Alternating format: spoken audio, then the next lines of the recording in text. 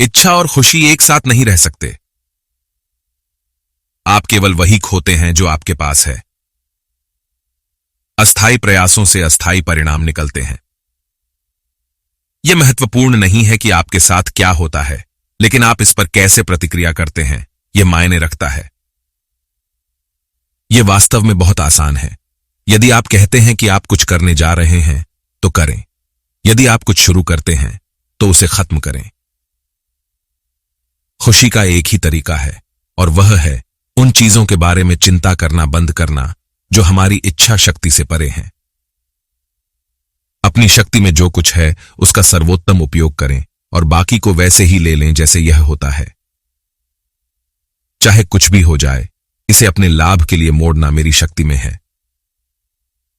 दर्शन, philosophy का सार यह है कि मनुष्य को इतना जीना चाहिए कि उसकी खुशी बाहरी चीजों पर कम से कम निर्भर करे।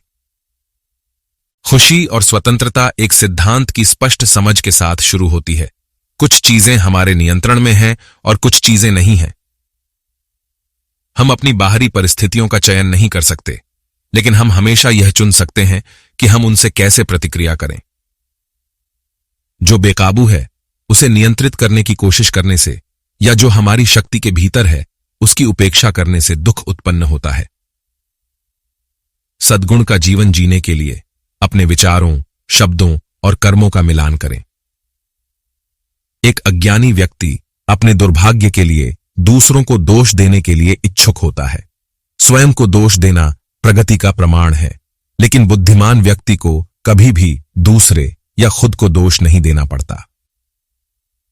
बुद्धिमान व्यक्ति वह है जो उन चीजों के लिए शोक नहीं करता जो उसके पास नहीं है, बल्कि जो उसके पास है उसके लिए आनंदित होता है। अपने दर्शन, फिलॉसफी की व्याख्या मत करो, इसे साकार करो। मैं उन लोगों पर हंसता हूं जो सोचते हैं कि वे मुझे नुकसान पहुंचा सकते हैं। वे नहीं जानते कि मैं कौन हूं, वे नहीं जानते कि मैं क्या सोचता हूं। वे उन चीजों को छू भी नहीं सकते जो वास्तव में मेरी हैं और जिनके साथ मैं रहता हूं। इसी क्षण से अपने आप को निराश करना बंद करने का संकल्प लें। भीड़ से खुद को अलग करो, असाधारण बनने का निर्णय लें और वह करें जो आपको करने की आवश्यकता है। आप क्या कर सकते हैं और क्या नियंत्रित नहीं कर सकते हैं, यह अंतर करना सीखें। हमारे नियंत्रण में हमारी अपनी राय, आकांक्षाएं, इच्छाएं और वे चीजें हैं जो हमें पीछे हटाती हैं। वे सीधे हमारे प्रभाव के अधीन हैं। इस बात की खोज में न रहो कि जो कुछ घटित हो वह जैसा तुम चाहते हो वैसा ही हो, लेकिन कामना करते हैं कि जो चीजें होती हैं वे जैसी हैं वैसी ही हों और आपके पास जीवन का एक शांत प्रवाह होगा। पहले अपने आप से कहो कि तुम क्या बनोगे और फिर वह करें जो आपको करना है। अपने आप को पूरी तरह से अपने प्रयासों के लिए दे दो। उत्कृष्ट कार्यों के माध्यम से अपने चरित्र का निर्माण करने का निर्णय लें और एक योग्य लक्ष्य की कीमत चुकाने का संकल्प लें। आपके द्वारा सामना किए जाने वाले परीक्षण आपको आपकी ताकत से परिचित कराएंगे। कोई भी महान चीज अचानक नहीं बन जाती।